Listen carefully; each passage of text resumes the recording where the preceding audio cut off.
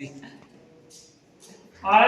कक्षा 12 की राजनीति विज्ञान का अपना अध्याय 7 समकालीन विश्व राजनीति का टॉपिक है समकालीन विश्व में सुरक्षा। इसके ऊपर अपन चर्चा कर रहे हैं। सबसे पहले अपन पहला पॉइंट अपना सुरक्षा क्या है। यानी अपन बहुत से बाहर ऐसे देखते हैं कि ये राष्ट्रीय सुरक्षा का मुद्दा है। ऐसी बातों को लेके आपको बहुत बार सुना होगा कि राष्ट्रीय हित का मामला है, ये राष्ट्रीय सुरक्षा का इसका बुनियादी अर्थ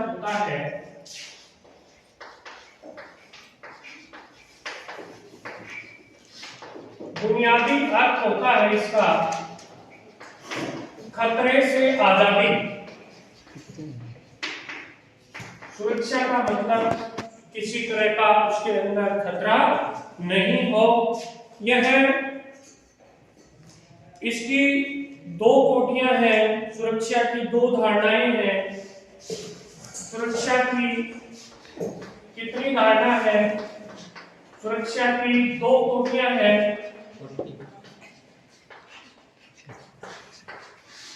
एक पारंपरिक धारणा है सुरक्षा की, पारंपरिक सुरक्षा की धारणा है, और एक है पारंपरिक धारणा है। पारंपरिक सुरक्षा की दो धारणाएं, पारंपरिक और अपारंपरिक। पारंपरिक में भी दो प्रकार होते हैं। एक होता है बेटा पारंपरिक सुरक्षा, या इसको आप धारणा कह दें तो भी कोई दिक्कत नहीं है।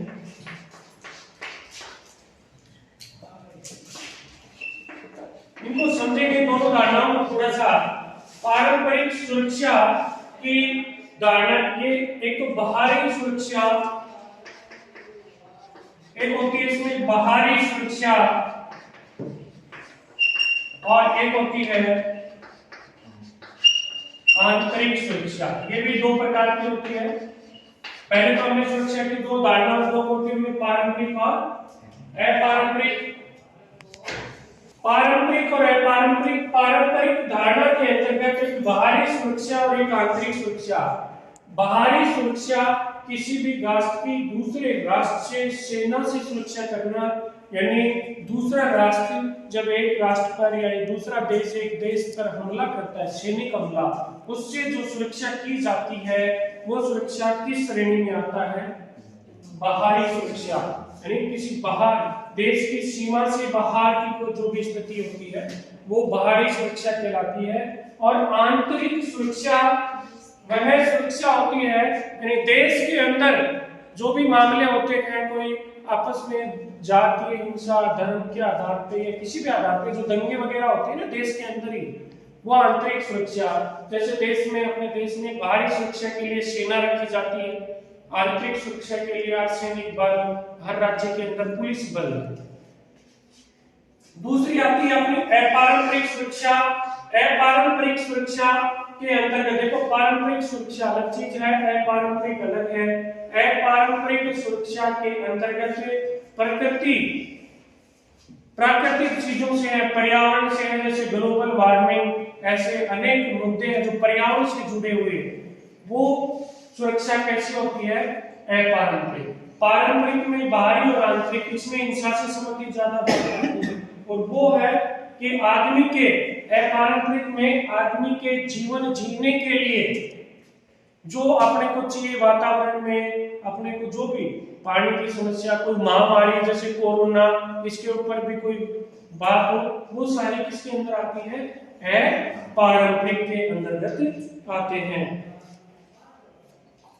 इसमें बाहरी सुरक्षा इसके अंदर हमने सबसे ये सैन्य खतरा की बात होती है। और सैन्य खतरा किससे होगा? कोई दूसरा देश होगा। बाहरी सुरक्षा के अंदर कोई दूसरा देश की बात आएगी, सैन्य कोई हमले की धमकी देगा या संप्रभुता, स्वतंत्रता और क्षेत्रीय अखंडता को दूसरा देश है या तो हमले की धमकी दे या क्षेत्रीय अखंडता संप्रभुता पर हमला करे। जब किसी भी देश के ऊपर हमला होता है तो युद्ध की स्थिति में कोई भी सरकार के पास तीन विकल्प होते हैं। कोई दूसरा देश हमला करता है या धमकी देता है तो युद्ध की स्थिति में सरकार के पास कितने विकल्प होते हैं? युद्ध की स्थिति में सरकार के पास विकल्प होते हैं, तीन विकल्प होते हैं। जब कोई दूसरा देश से युद्ध की तनाव की स्थिति हो तो सरकार के पास कितने विकल्प होते हैं? तीन विकल्प होते हैं। एक पहला तो आत्मसमर्पण कर देना। पहला क्या है? आत्मसमर्पण कर देना। यानी आत्मसमर्पण कर देना का मतलब अपने आप, हाँ जी थई मान लेगा जो तुम कह रहा वो बात है, मान लेगा, हाथ जोड़ते हैं तो जो तुम सही हो, तेरी काली गाय सुन तुम क्या कि नहीं, काली गाय सुन छोड़ दी, वही बात है आत्मसमर्पण। दूसरे देश के सामने आत्मसमर्पण कर लेते हैं। या दूसरी बात है कि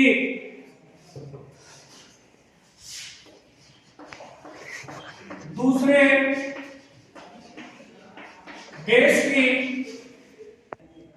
पहला तो आत्मसमर्पण, या दूसरे देश की बात को बिना युद्ध के ही मान लें।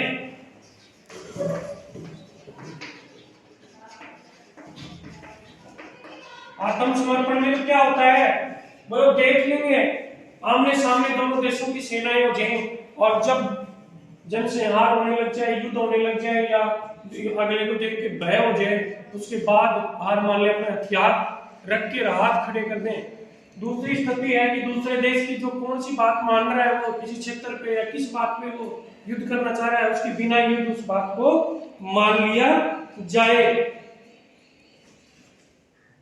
तीसरी है कि अपने आप को क्या कर ले,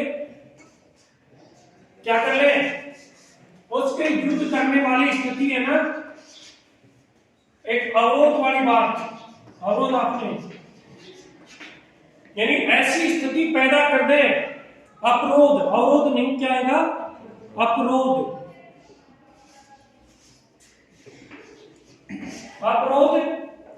अपरोध कई बार छोटा प्रश्न क्या आता है, अपरोध क्या होता है? अपरोध के अंतर्गत कोई बातें आती हैं, जब कोई देश हमला करने वाला हो तो अपने शक्ति संतुलन बनाता है वो देश, कि अगले को ये महसूस हो जाए कि सामने वाला कमजोर नहीं है, यदि आप युद्ध करोगे तो वो आपका बखूबी से वो आपका मुकाबला करेगा। तीन स्थिति होती है, ठीक है ना।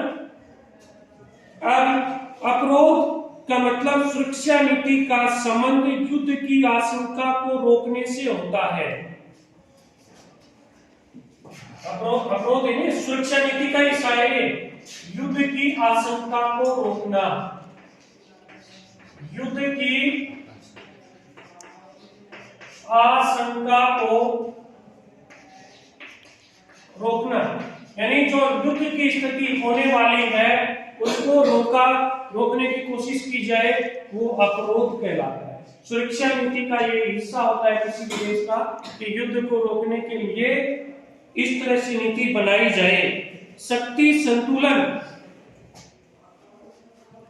रोकने के लिए क्या किया जाता है? शक्ति संतुलन क्या होता है, ये भी सुना होगा आपने।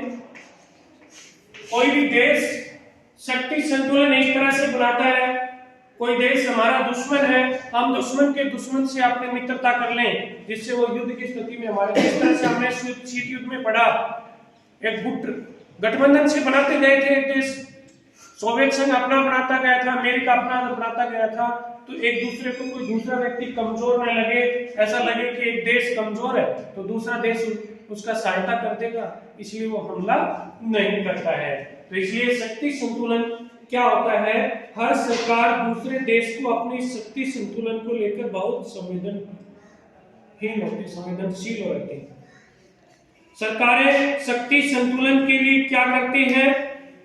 गठबंधन बनाते हैं। क्या बनाते हैं? शक्ति संतुलन के लिए आपस में गठबंधन बनाते हैं। गठबंधन बनाने का मुख्य कारण यही है शक्ति संतुलन कि दूसरे देश को ऐसा लगे ये तो दो देश नहीं है, अकेला देश नहीं है जिसका आप मुकाबला कर सकते हैं, बहुत सारे देश हैं, इस वजह से गठबंधन बना के भी कर सकते हैं। पारंपरिक जो धारणा अपन पढ़ रहे थे इसमें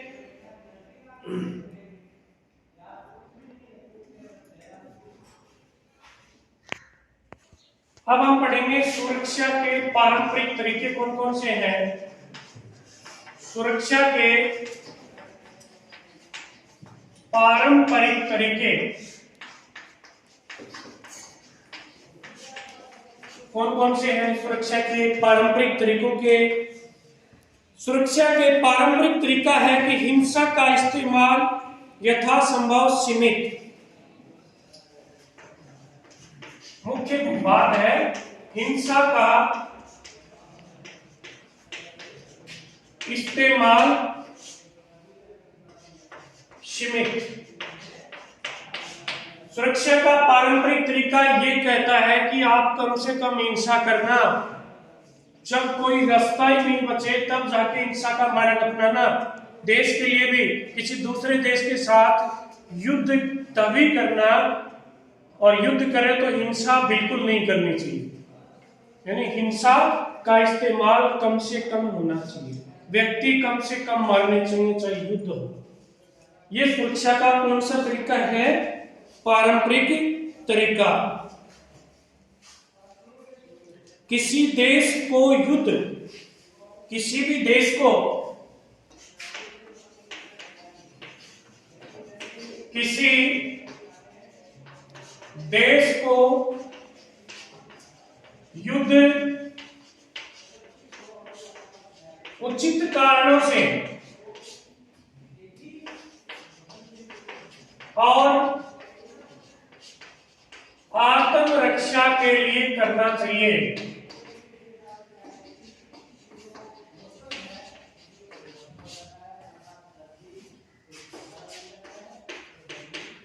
यानी किसी भी देश को युद्ध करना हो तो कोई उचित कारण हो और अपनी आत्मरक्षा के लिए या जनसंहार को बचाने के लिए या जनसंहार को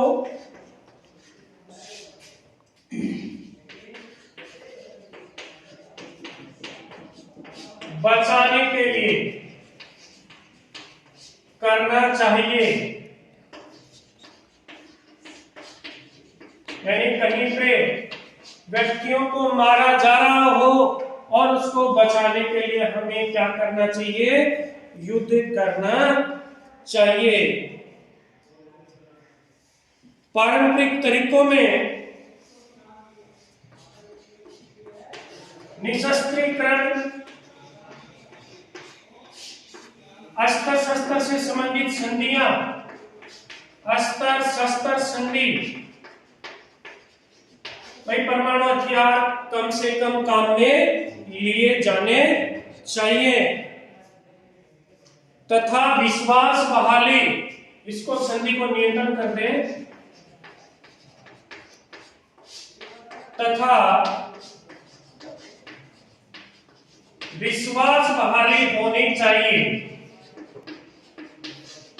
यानी हथियारों की होड़ न हो, अस्त्र शस्त्र भी नियंत्रण में हो। ऐसा नहीं हो कि आपके अस्त्र शस्त्र नियंत्रण में नहीं हो, आतंकवादियों के हाथ में लग जाएं और जिसका जनसंहार में काम में ले लो। और आपस में एक दूसरे देश विश्वास बहाली होनी चाहिए। हमें जैविक हथियार संधि की भी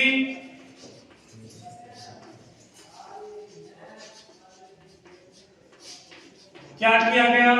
जैविक हथियार संधि की गई, जो कब की गई? 1972 ईस्वी के अंतर्गत की गई। इस जैविक हथियार संधि को BWC के नाम से भी जानते हैं।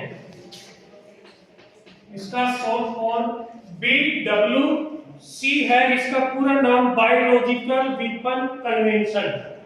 इसका पूरा नाम है बायोलॉजिकल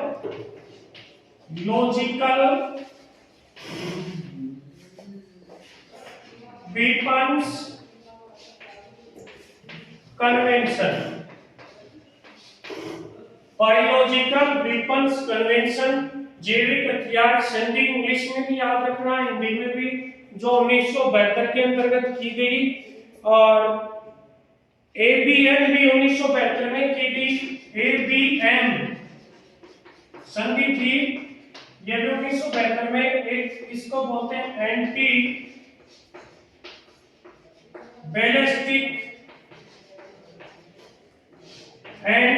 बैलिस्टिक मिसाइल संधि कब की गई?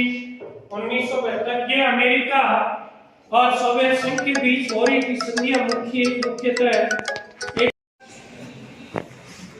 एक संधि एनपीटी, ये संधि भी 1968 ईस्वी में की गई थी। न्यूक्लियर, इसका पूरा नाम है एनपीटी का परमाणु अप्रसार संधि, nuclear non proliferation treaty. Non proliferation treaty, या इसको बोलते हैं परमाणु अप्रसार संधि। तो परमाणु अप्रसार संधि कब हुई? 1968, 1968 के अंतर्गत की गई। ये सुरक्षा की अभी हमने कौन सी धारणा पढ़ी? पारंपरिक धारणा। अब पढ़ेंगे सुरक्षा की अपारंपरिक धारणा। सुरक्षा की अपारंपरिक धारणा। पारंपरिक धारणा में दो तरह के बातचीत की थी, बाहरी और आंतरिक, और वो कैसे की जाए, यानी मुख्यतः हिंसा कम से कम की जाए, उसी के संबंध में संधियां भी की थी। अब अपारंपरिक के अंतर्गत है कि मानवता की सुरक्षा अथवा विश्व रक्षा।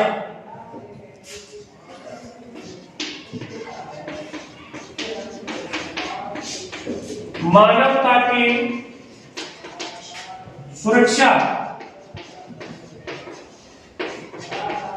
अथवा विश्व रक्षा। हमने पहले भी चर्चा की थी कि पारंपरिक में तो हमले से संबंधित था, पारंपरिक व्यक्ति के जीवन जीने के लिए जो भी वातावरण में महामारियां, जो कुछ भी ग्लोबल वार्मिंग, अन्य जो भी प्रकृति के कारण है, उनको, यानी मानवता की सुरक्षा, यानी व्यक्ति के जीवन जीने के लिए उन बातों को हम ध्यान रखेंगे इसके अंदर, और पूरे विश्व की क्या की जाएगी? रक्षा की बात की जाएगी। खतरों की सूची,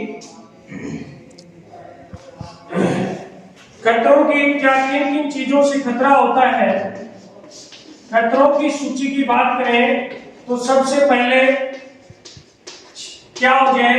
अकाल, यानी खाद्यान्न की कमी हो जाए, खाद्यान्न उत्पादन न हो, तो उसके लिए भी सुरक्षा की बात होती है कि खाद्यान्न की व्यवस्था कैसे की जाए। कोई महामारी आ जाए, जैसे वर्तमान में कोरोना चल रहा है, और उस महामारी से भी कैसा निपटा जाए जिससे मानवता की रक्षा हो। और कोई आपदाओं, कोई प्राकृतिक आपदा आ जाए, प्राकृतिक आपदाओं, आर्थिक सुरक्षा और मानवीय गरिमा की सुरक्षा,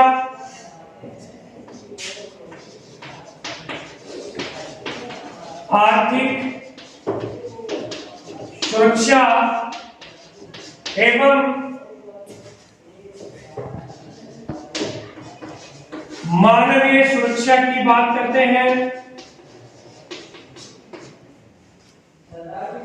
ग्लोबल वार्मिंग,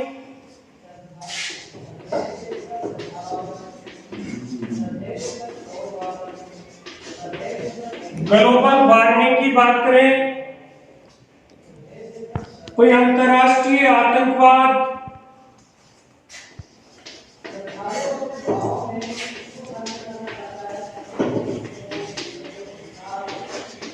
अंतरराष्ट्रीय आतंकवाद की बात करें, कोई महामारी की बात करें जैसे एड्स और बर्ड फ्लू, कोरोना,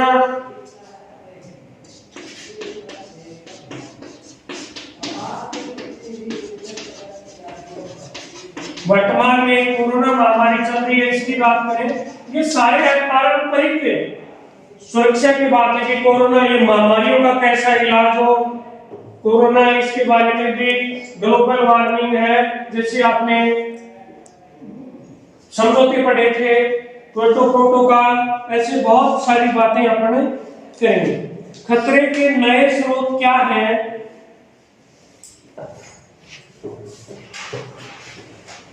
भाई इसमें खतरे के नए स्रोत कौन कौन से हो सकते हैं जिससे आपको खतरा हो सकता है? खतरे के नए स्रोत की बात करें तो इसकी में भी मानवता की सुरक्षा और विश्व रक्षा, दो बातें हैं। मानवता की सुरक्षा और विश्व रक्षा, इसमें खतरे का नया स्रोत एक आतंकवाद भी हो सकता है। महामारियां तो है ही, आतंकवाद में हमने पढ़ा था 11 सितंबर 2001, 11 सितंबर 2000 को कहां हमला किया गया था? 2001 ही था। WTO वर्ल्ड ट्रेड ऑर्गेनाइजेशन जो अमेरिका में, उसके ऊपर हमला किया। भारत तो आए दिन इस आतंकवाद का पीड़ित देश है।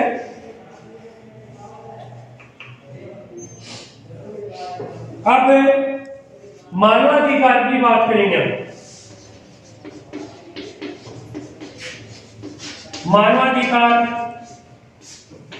मानवाधिकार एक ऐसा आयोग है जो मानव के अधिकारों के लिए बात करता है। मानवाधिकार की 3 कोटियां हैं। मानवाधिकार की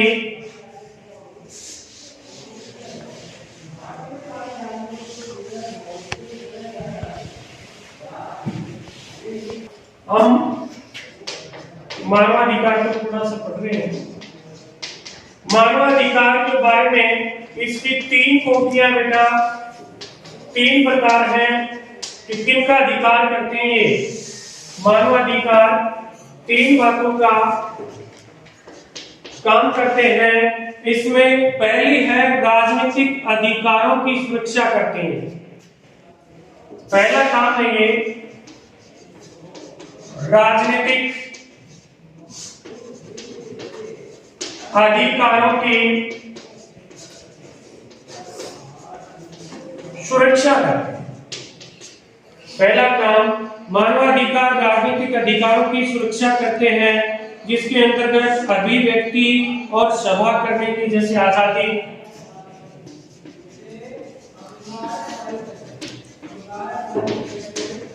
अभिव्यक्ति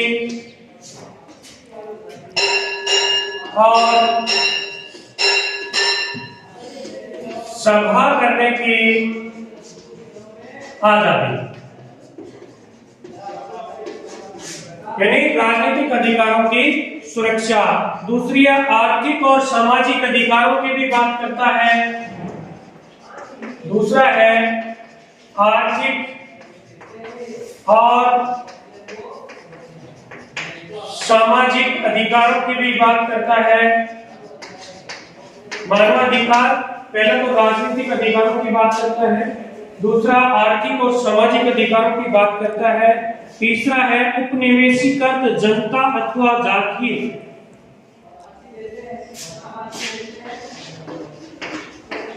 उपनिवेशीकृत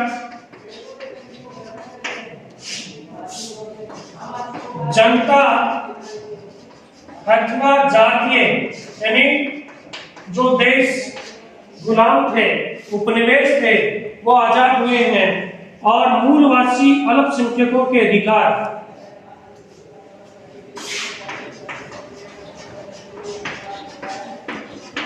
मूलवासी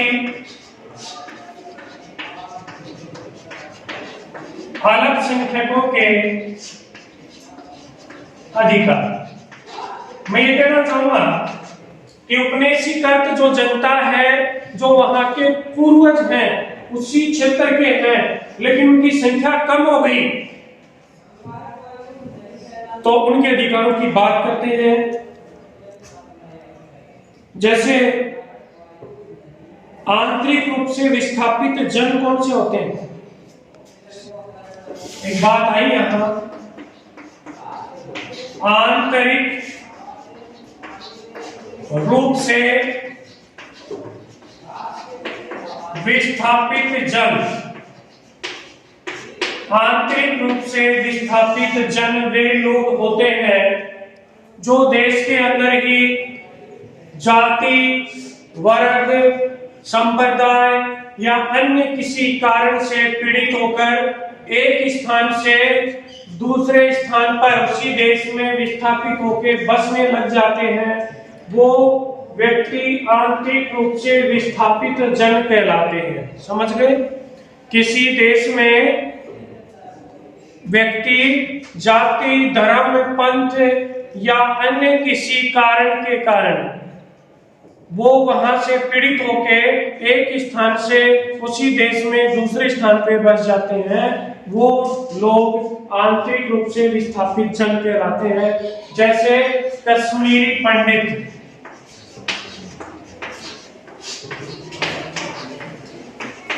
कश्मीर के अंदर जो पंडित हैं वो वहां मुसलमानों से पीड़ित होके, यानी संप्रदाय के आधार पर वो पीड़ित होके यहाँ नीचे कश्मीर को छोड़ के भारत के अन्य भागों में बस गए।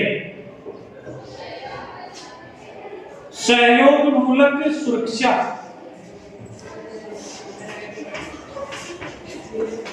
सहयोग मूलक सुरक्षा सहायता की बात की जाती है, रणनीतियां बनाई जाती है। सहयोग मूलक सुरक्षा में कोई देश अपनी सुरक्षा के लिए क्या बनाता है? रणनीतियां बनाता है, और जब रणनीतियां फेल हो जाती हैं तो अंत में वो बल प्रयोग करता है। अंतिम क्या करता है? वो बल का प्रयोग करता है। भारत सुरक्षा की रणनीतियां, यानी अपना देश सुरक्षा के लिए क्या करता है? सबसे पहला काम सैन्य क्षमता को मजबूत करना। सैन्य क्षमता को मजबूत करना, ये रणनीति रहती भी है, रहनी भी चाहिए, क्योंकि अपने देश आजाद होने के पश्चात 1947 में कश्मीर मुद्दे को लेकर पाकिस्तान से लड़ाई हुई, फिर 1965 में भारत और पाकिस्तान की लड़ाई हुई, 1971 में फिर बीच में एक और रह गया, 1962 में चीन से लड़ाई हुई, फिर 1965 में लड़ाई हुई पाकिस्तान से, फिर 1971 में भी लड़ाई हुई। और वैसे देखा जाए तो लड़ाई नहीं रहे, लेकिन 1999 में कारगिल का संघर्ष भी हुआ। और पता नहीं चीन और पाकिस्तान हमेशा इस मौके की तलाश में रहते हैं कि भारत को दबाया जाए, इसलिए भारत की रणनीति होनी चाहिए सबसे पहले हमारी सेना क्या होनी चाहिए? मजबूत होनी चाहिए। अगला है कि अपने सुरक्षा हितों को बचाने के लिए अपने सुरक्षा हितों को बचाने के लिए जो अंतर्राष्ट्रीय कानून कायदे हैं, अंतर्राष्ट्रीय कायदों और संस्थाओं को मजबूत करना। अंतर्राष्ट्रीय कायदों यानी कानून और संस्थाओं को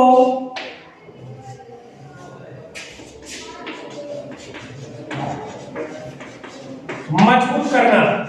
देखिए, इसके लिए अपनी सुरक्षा, अपनी भलाई के लिए उन संस्थाओं को मजबूत बनाना है, उन नियम कानूनों को पैरवी ज्यादा करनी है जिसमें हमारे देश की, भारत देश की क्या हो, भलाई हो। जैसे कि एशियाई एकता करनी चाहिए, एशियाई एकता सारे पढ़ा रखा है ना।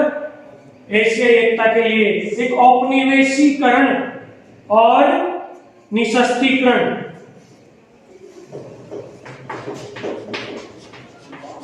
औपनिवेशीकरण होना चाहिए, यानी उपनिवेश नहीं रहने चाहिए, सब आजाद होने चाहिए वर्तमान समय में। भारत ने इसी के तहत एक क्योटो प्रोटोकॉल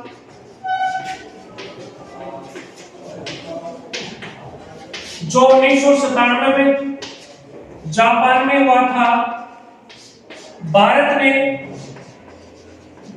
इसके ऊपर हस्ताक्षर कब किए?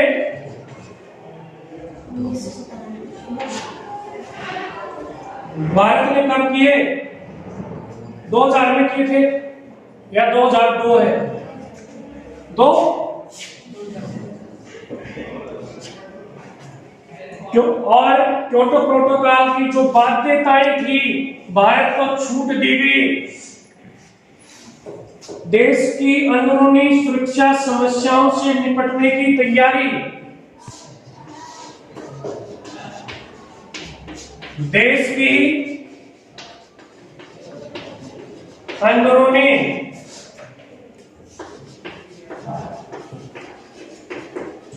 समस्याओं से निपटने की तैयारी, क्योंकि अपने देश में अंदर भी नक्सलवाद, अनेक तरह के अशांति हो जाती है, कोई गृह युद्ध न हो जाए, इसकी भी तैयारी होनी चाहिए। भारत में अर्थव्यवस्था को इस तरह से विकसित करने के प्रयास किए जाएं, भारत की अर्थव्यवस्था कैसी होनी चाहिए? विकसित। चार मुख्य बातें हैं। एक तो सैन्य क्षमता अपनी मजबूत बनानी चाहिए, अपने सुरक्षा हितों के लिए जो भी अंतर्राष्ट्रीय संस्थाएं, अंतर्राष्ट्रीय नियम कानून कायदे हैं जिनमें हमारी भलाई, अपने देश की भलाई है, उनकी पैरवी करें। जैसे कि क्योटो प्रोटोकॉल 1997 में जापान में बन गया, लेकिन हमने 2002 में साइन किए, क्योंकि हमने कह दिया कि ये सारे काम हम नहीं कर सकते क्योंकि भारत एक विकासशील देश है। तो उन्होंने जो बाध्यताएं थी क्योटो प्रोटोकॉल की, वो भारत देश के, चीन और भारत के लिए लागू नहीं की थी। तब जाके उन्होंने कहा भाई ठीक है, चली बात, तो 2002 में हमने साइन किए। देश की अंदरूनी समस्याओं से निपटने के हमेशा तैयार रहना चाहिए।